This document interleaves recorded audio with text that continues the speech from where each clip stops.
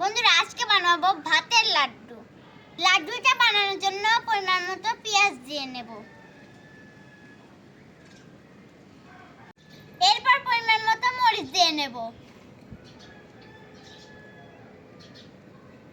এবার কিছুটা ধনিয়ার পাতা দিয়ে নেব। এবার কিছুটা আটা দিয়ে নেব। পরিমাণ মতো লবণ দিয়ে নেব। এবার সামান্য হলুদ দিয়ে নেব। এবার ভালোভাবে মাখিয়ে নেব। ভাতগুলো লাড্ডুর আকারে বানিয়ে নেব।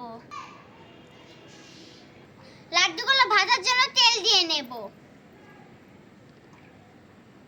তেলটি গরম হয়ে গেলে লাড্ডুগুলো ছেড়ে দেব।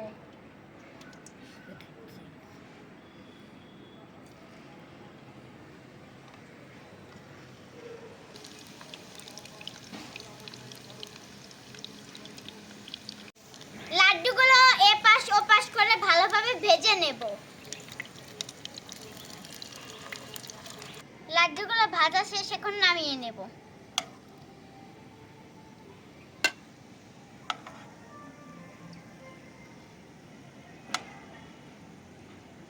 লাড্ডুগুলো খেয়ে দেখা যাক। বিসমিল্লাহ। দারুণ।